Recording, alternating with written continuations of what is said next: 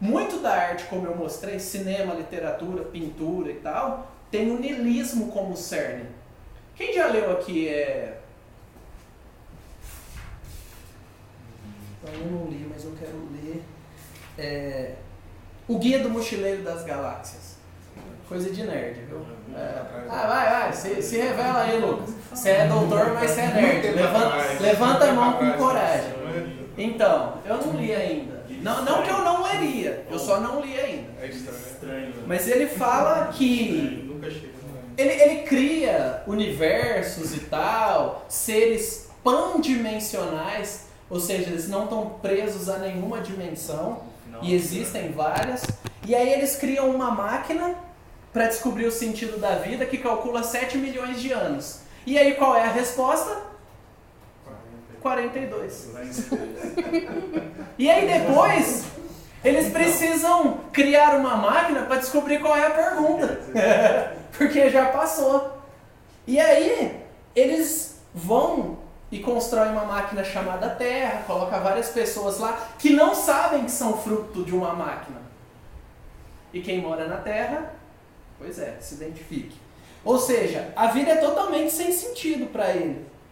E ele cria esse universo e no final, ou você tem a pergunta, ou você tem a resposta. Você não pode ter os dois. É como se ele risse na sua cara. Tipo, nada faz sentido, desespere-se, mas se divirta com o meu livro. Compre ele e tal, vale a pena. A Terra é destruída 3 minutos antes de descobrir a pergunta. Exatamente, a Terra é destruída pouquinho antes. E aí se perde esse processo todo. Mas lembra que a gente tratou que os seres humanos são máquina no naturalismo? Na literatura. Tem até um filme assim, eu não vou exercer juízo sobre o filme. O Guia do Mochileiro das Galáxias. É um filme, né? Não é um livro, tá bom? Então, eu não estou te indicando. Eu estou falando que tem. Lembre disso. Tem muita essa ideia de você não... Para que fazer perguntas se você nunca vai alcançar as respostas? Se você tiver a resposta, você não sabe a pergunta. Então, essa falta total de sentido. É um paradoxo. Então o livro bombou, na verdade são vários livros, mas eu acho que já deve ter lançado a versão definitiva com um livro só, que é um monte de construção para falar que não faz sentido. A arte precisa de uma estrutura criada pelo artista, ou de algum significado. Então não dá para ser niilista fazendo arte, por mais que você goste. Você pode representar o niilismo ou falar sobre ele. O niilismo apresenta problemas psicológicos para o niilista. Apesar de se negar o propósito e sentido da vida, da existência, isso nega totalmente a essência do ser humano. Todos nós buscamos sentido, buscamos valor, buscamos significado. Nós temos um senso de dignidade, de importância. E não adianta você falar que não. A questão é que você pode ser bizarro no que você gosta, e bizarro significa bonito de um jeito diferente, tá? Não é como a gente usa depressivo, fui ler no dicionário. Você pode ser bizarro, gostar do negócio diferente, mas você busca ser reconhecido, você busca que as pessoas te apreciem, você busca ter com quem compartilhar. Por isso, o niilismo ele falha. Ele não consegue corresponder. Ele questiona coisas certas, mas ele não chega no âmago da questão. Então a gente começou em Eclesiastes, a gente vai dar uma volta para Eclesiastes agora, só que no capítulo 12, que é o fim do livro. Eu aconselho, leia Eclesiastes, e se você entender um pouco do que aquilo que Deus destila em Eclesiastes, é provável que a sua vida fique menos besta e mais feliz de uma maneira sólida, de uma maneira mais palpável. Sabe, a bolha de sabão é estourada. Essa visão super otimista da vida, ela é substituída por uma visão realista, onde eu consigo entender que a vida é agridoce. Tem um pastor que eu admiro bastante, que chama Emílio Garófalo. Ele é de Brasília. Eu admiro bastante mesmo. Eu admiro bastante que eu falei pra ele que eu admiro. Isso precisa de muita admiração. Em Eclesiastes 12, tem um final simples e objetivo. Eclesiastes 12, 11. Não. 13. 13 é mais... Que é do 11 até o 12 ainda é meio triste. Vamos pular já para a parte mais esperançosa. Agora que já se disse tudo, aqui está a conclusão. O que diz aí, né, de vocês? Teme a Deus e guarde os seus mandamentos. Por quê? Isto é o dever de todo homem. E porque Deus levará a juízo tudo o que foi feito, e até tudo que está oculto, quer seja bom, quer seja mal. Então, se você tira Deus da equação, aí não tem jeito. Agora, se existe um parâmetro absoluto, teme a Deus. É saudável.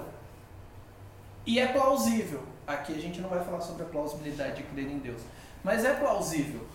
Não se sinta diminuído, como a gente já falou. Como se você fosse um peixe fora d'água em qualquer lugar, ou um burro, ou como se fosse suicídio intelectual. Crer em Deus, crer em uma divindade. Se você é preguiçoso intelectualmente, isso não tem nada a ver com a sua crença em Deus. A responsabilidade é sua. Mas o cristianismo é rico. Ele é rico de respostas. E ele faz boas perguntas.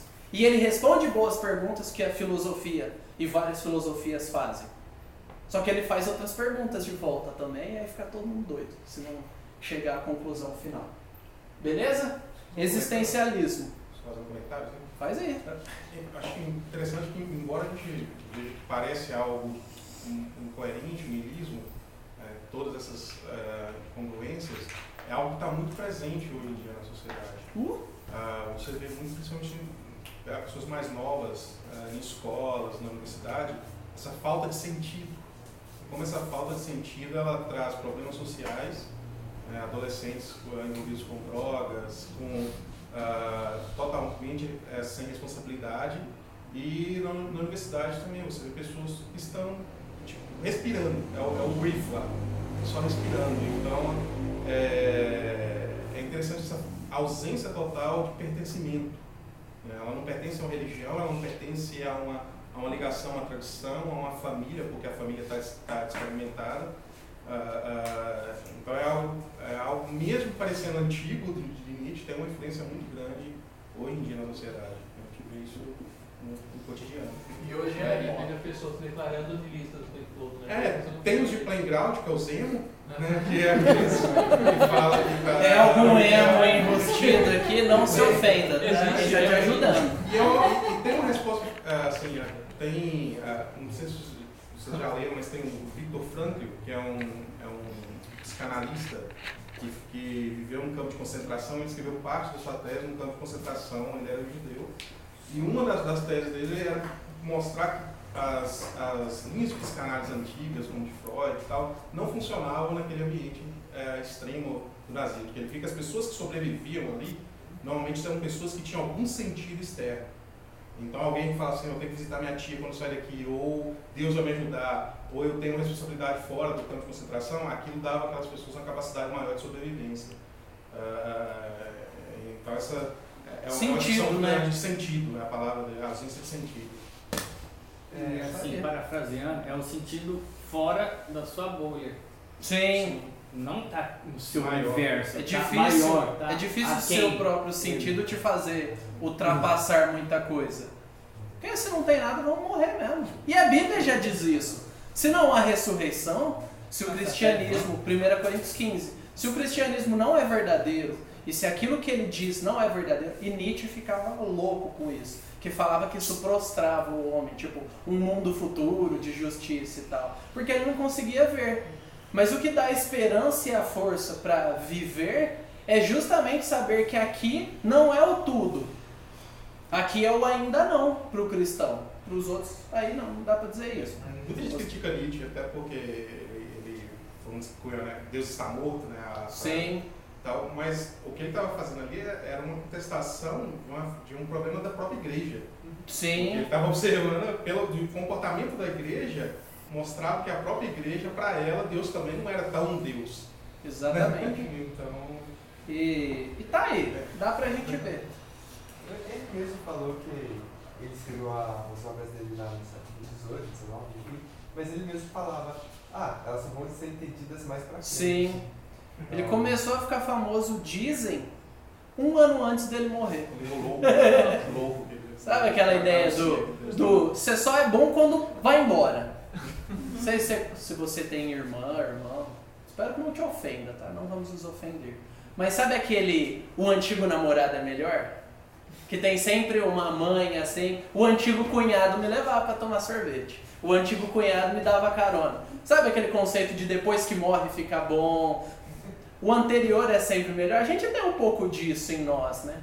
Os anos dourados, antigamente era melhor. Será que era melhor? O que eu leio de Sodoma e Gomorra, o que eu leio do que eles faziam com os cristãos no Novo Testamento, o que o nazismo mostrou, o que tem por aí ainda, genocídios na África acontecendo. Não acho que o ser humano era muito melhor. Talvez nós tivemos situações e ambientes mais morais e moralistas, comparado ao que a Bíblia diz. Entendeu a diferença? Melhor, de uma qualidade superior, tipo picanha mesmo, e que carne que é? Aquela carne sofrível. E pescoço de galinha. A gente está falando de qualidade. Você pode gostar do pescoço, mas a gente está falando de qualidades diferentes. Agora, sociedades e momentos, isso daí muda. Existem algumas alterações. Mas o ser humano caído, e a gente já tratou com a queda, é o mesmo. O existencialismo, o niilismo é o desdobramento do naturalismo. E o existencialismo é uma resposta ao niilismo. Porque não vai ficar todo mundo desesperado e tá tudo bem, né? Vamos tentar achar outro caminho, pelo amor de Deus. Mas sem pelo amor de Deus, porque não há Deus. Então eles estão procurando outro caminho. Que é? Pelo amor de mim. Então, o niilismo, ele pode ser cunhado, o existencialismo pode ser cunhado como essa tentativa de ultrapassar. Sabe que o nada não deu certo? E aí, Albert Camus, ele é um cara que foi influenciado pelo niilismo e ele tentou ultrapassar o niilismo com o existencialismo. Então, ele coloca aqui, nas profundezas mais sombrias do nosso niilismo, eu buscava apenas os meios de transcender o niilismo. Então, a colocação do desespero e tá tudo bem não existe. É o desespero e ele quer ser transcendido, ele quer ser ultrapassado. Ele precisa ser ultrapassado para a gente viver. Então o Camus, ele defende essa ideia de transcender o niilismo. Tem gente que fala, não, o naturalismo ou materialismo não vai levar ao niilismo necessariamente, mas se você parar para pensar friamente, vai levar sim. Você tirou Deus, você tirou valores, tirou transcendente, tirou tudo externo e você é o máximo do que existe no seu reino particular. Se você é rei e eu sou rei, todo mundo é rei, e aí, como é que a gente vai viver? Como é que o negócio vai funcionar? Então, o existencialismo tem por objetivo esse ultrapassar o niilismo desesperador, mas o existencialismo ele é um parasita. Eu achei legal que o James Sire coloca isso, que ou ele é um parasita do ateísmo ou do teísmo. Ele precisava de um complemento para fazer sentido, ele precisava de algo a partir do qual começar. Então, grandes nomes aí do existencialismo ateísta, né, que se consolidou assim no século XX, é Albert Camus e Jean-Paul Sartre. O existencialismo teísta, ele com o Søren Kierkegaard, ele é um pouco anterior a quando o negócio já estava estabelecido. Ele foi um dos pais, né, chamam ele de pai do existencialismo. E ele era teólogo, filósofo, um monte de teólogos e istas. Ele era um cara pensador. Ele, no século XIX, estava tentando responder aquelas vazias formalidades luteranas que ele via na Dinamarca. Era uma religião que não conectava com o indivíduo em si.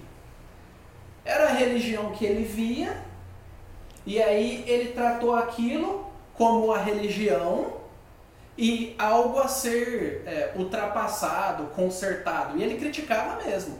Criticava várias coisas, estrutura de governo, enfim. E dá para entender por alguns historiadores que o que ele estava vivendo não era muito do que a gente conhece como religião bíblica hoje, que a gente tenta, pelo menos, obedecer. Então, o existencialismo ateísta, ele tem a pergunta 1, 4, 5, 6 e 7 do livro igual ao materialista, igual ao naturalista. Ele tem algumas mudanças, só que essas mudanças, rapaz, elas vão mexer com o negócio. Então, qual é a natureza do mundo? O cosmo é composto de matéria. Beleza? Certo. Não tem Deus, não tem nada transcendente acima, atrás ou lá. Mas, para os seres humanos, eu e você, ele aparece de forma subjetiva e objetiva. Então ele está querendo ou não trazer algo que é meio que metafísico, não é palpável, não é só o que há. Ele está criando uma espécie de... Não vou falar essa frase. Ele está criando valor... para não falar errado. Ele está criando valores que não podem ser medidos, pesados.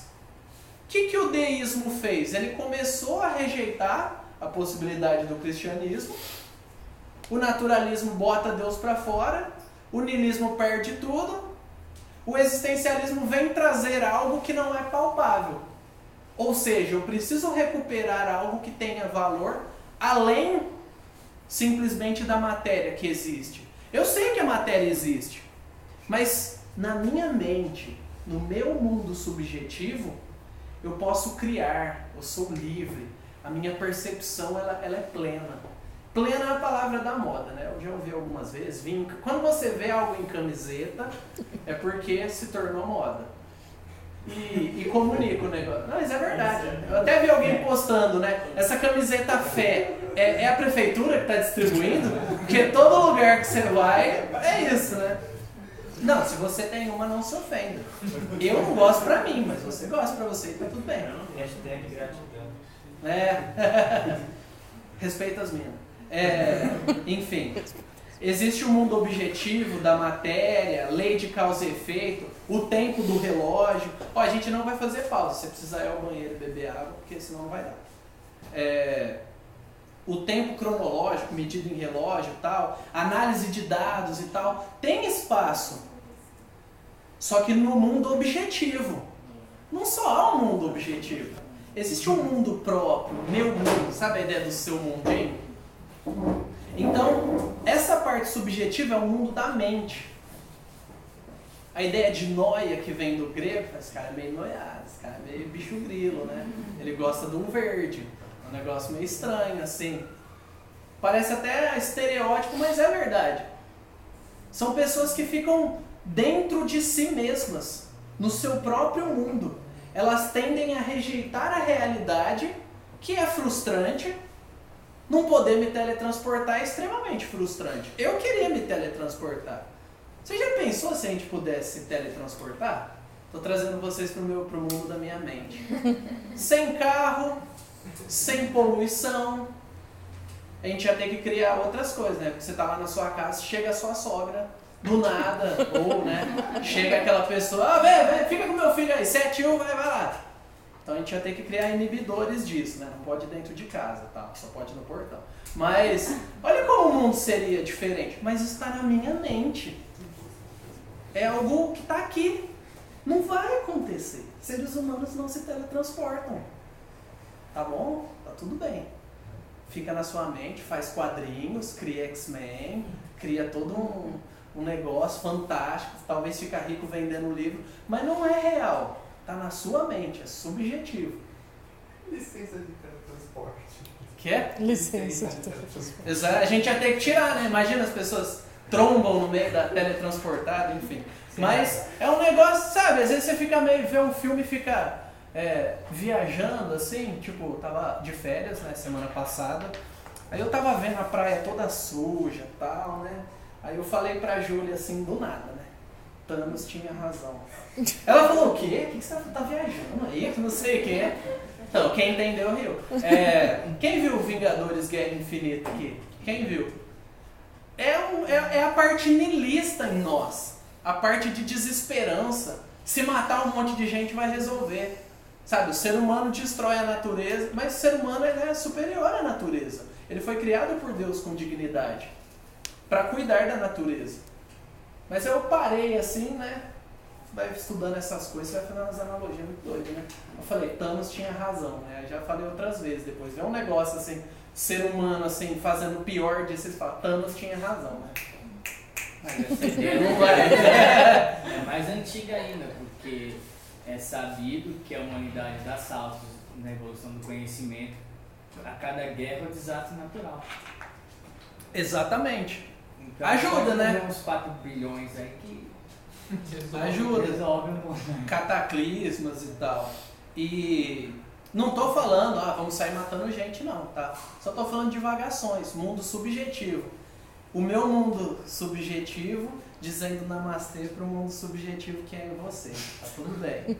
Entendeu? É uma viagem. Mas é exatamente isso que o existencialismo faz. E a gente vai ver onde isso vai desembocar e porque é importante a gente saber disso.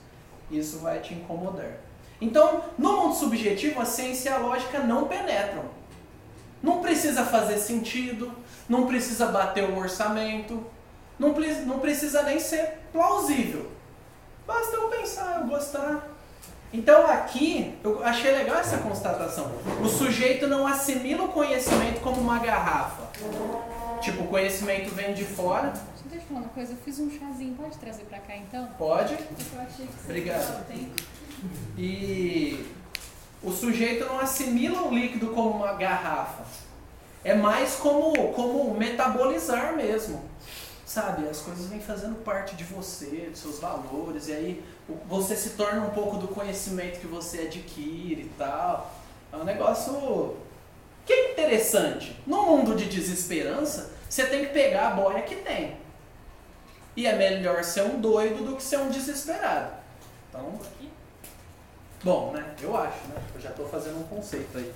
Mas alguém aí que quiser, dá um jeito de vir pegar. Todo mundo assinou a lista de presença? Todo mundo? Tá tudo bem? Todo mundo assinou a lista? Então, beleza. O chá tá aqui. Tá bom. Isso. Vamos lá.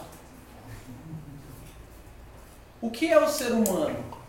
Ainda não há Deus, tá bom? O cara tá na mente dele. Não há coisas espirituais fora. É o mundo da mente. Não é o mundo dos espíritos, vamos dizer assim. Então, a personalidade é uma inter-relação de propriedades químicas e físicas e tal. Você só responde ao ambiente que você tá. Não há esperança de fora. Grandes mudanças não são possíveis assim, porque você está limitado ao seu contexto. Quer ver? Eu vou dar um exemplo. Não é político. Ele é para pegar a cosmovisão. Quando alguém fala assim, fulano cresceu na favela e ele se tornou um bandido. A pessoa está exercendo uma cosmovisão, uma mentalidade, um juízo. Todo mundo que cresce na favela se torna bandido? Logo, agora, crescer na favela possibilita meios daquela pessoa se tornar um bandido? São coisas diferentes. Mas via de regra é vendido como a pessoa ela é vítima da sociedade, então necessariamente ela tem que ser bandido. Quem aqui já morou na favela?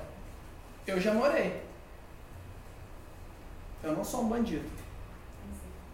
Existem outras pessoas que moraram também. Ainda bem que você também não. Mas eu conheço outras pessoas. Agora, que eu tive más influências fora da favela ou dentro, na faculdade de quem dirige Audi de 120 mil para cima ou na empresa, você vai ter má influência. Você pode ser um bandido. Você pode ser um bandido de camisa social ou um trombadinha de roupa falsificada. Então a questão determinante não é o ambiente. Entendeu?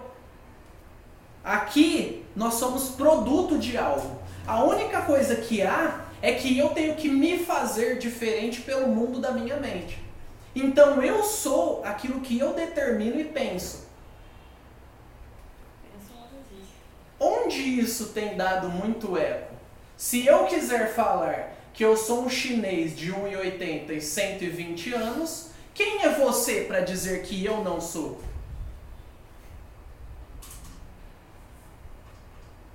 Eu sou um chinês de 1,80 e 120 anos. E você tem que aceitar. E eu não sou branco.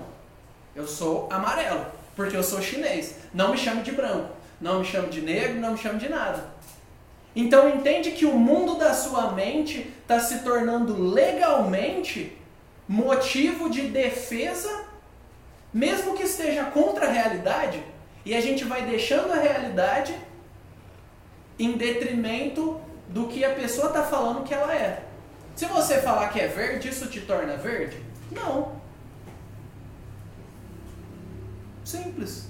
Se você se esconder atrás da cortina e falar, ah, ninguém tá me vendo, lá, lá, lá, igual uma criança faz, isso te torna invisível? Não. Então aqui você percebe uma ausência da espiritualidade, e aqui eu estou falando da negação do cristianismo, que fundou a base da nossa sociedade ocidental.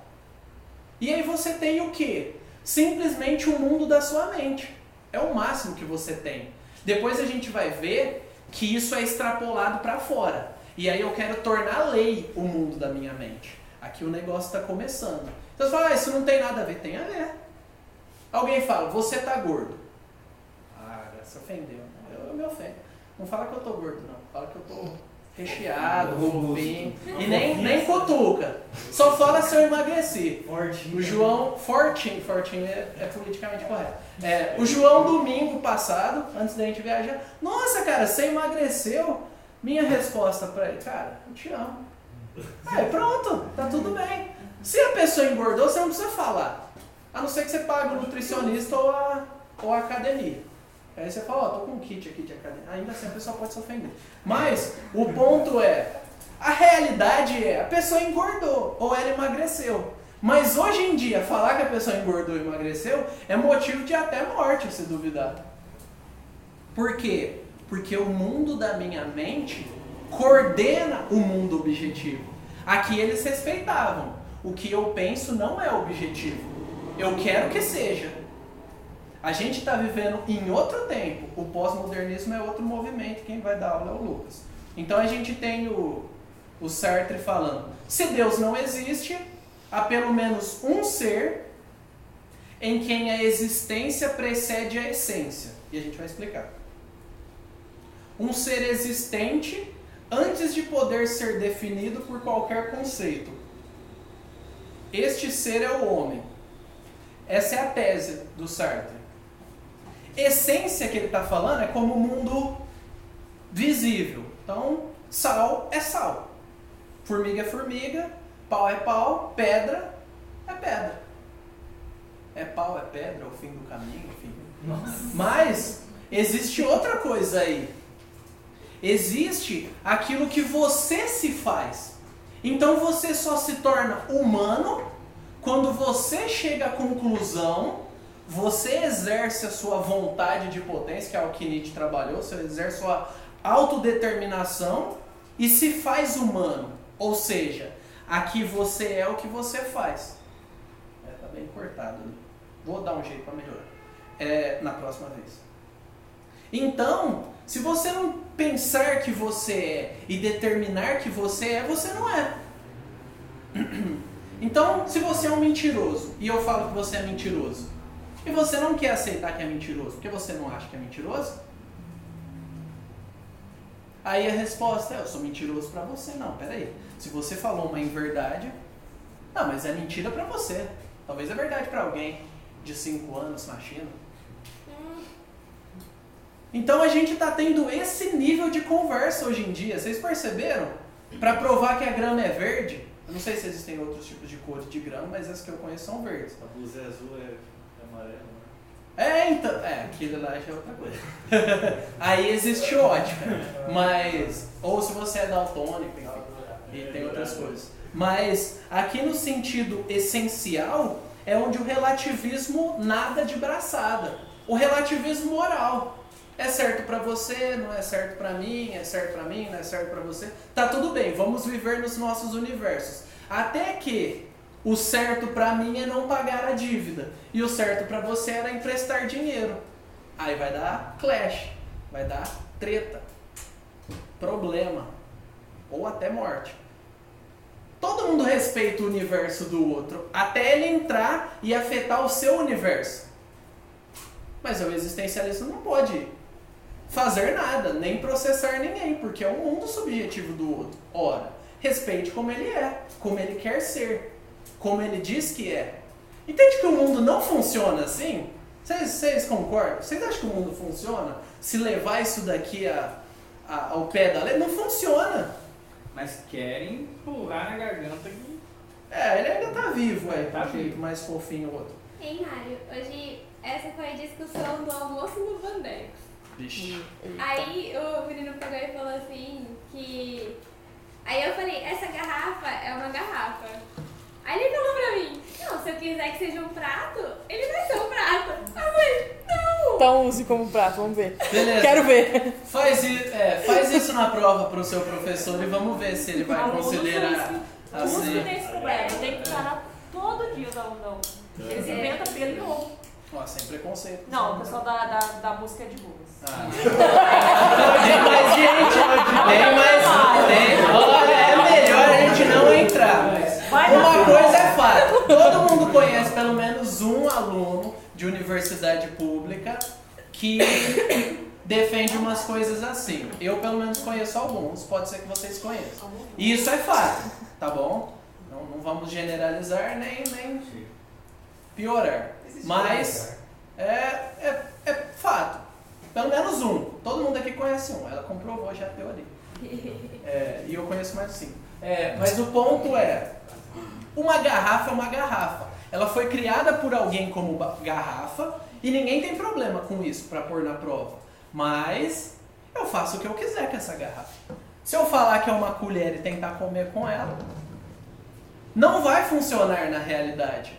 Porque quando esse cara trabalhar, ele vai esperar receber um salário, não um tapa. Mas se eu colocar o nome no chefe, um papelzinho escrito tapa, pá! Aqui o seu recebimento. Não, mas eu trabalhei, mas... Na garrafa, na garrafa. Coloca papel no combustível do seu... No lugar do combustível do seu carro e vê se anda. Escreve lá, gasolina.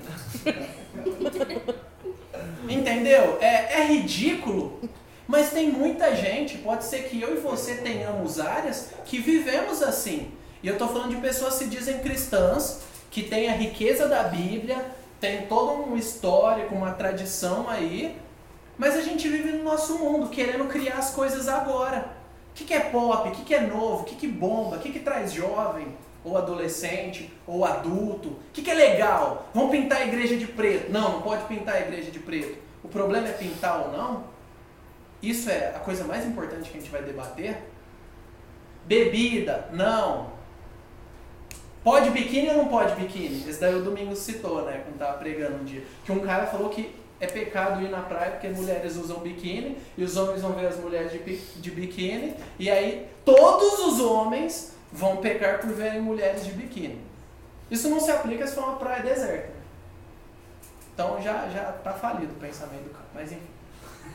Só pensando que eu até vi recentemente uma notícia, uma matéria muito grande, muito extensa, de várias pessoas que estavam falando, eu não me identifico com o meu gênero, né? Isso daí a gente está cada dia mais aparecendo isso na mídia. De pessoas, eu sou homem, mas eu me identifico mulher, ou mas eu não me identifico nem homem nem mulher, e acho que tem já 17 ou 19 classificações. Você é homem, não binário, não sei do que, não sei das quantas, e assim, e isso o pessoal vai levando a um extremo tão grande que eles começam até a mudar seu próprio corpo, fazer cirurgias, certo? Tentando trazer para a realidade, trazer para o material, aquilo que está na mente delas, né? Mas a gente sabe que no fundo isso não funciona, por mais que você faça uma cirurgia, por exemplo, você não consegue gerar vida. Se você for um homem,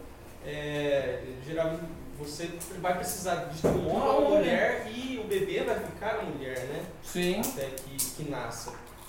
Então é uma tentativa assim, no fundo, é inútil, porque você não consegue mudar a essência, consegue mudar de maneira periférica, se parecer um homem, se parecer uma mulher. Sim. Mas de fato é o que a gente veio falando, a gente lê em Eclesiastes, né? No fim é vazio. Você lutou e não chegou naquilo que você queria, né? Porque você quer mudança, você não quer uma máscara, uma roupagem. Você quer mudar a essência do negócio, não dá para mudar a essência do prato. Você pode usar como quiser, mas ele vai sempre ser um prato. Você pode colocar no museu, ganhar dinheiro, mas ainda é um prato. Só é um prato que os outros pagam para ver. Eu tenho pratos lá em casa, se vocês quiserem fazer uma exposição de pratos, ele vai cobrar dinheiro por isso. Viu como é ridículo? Não faz sentido. Mas o extremo da mudança de corpo, ele é a própria rejeição de si.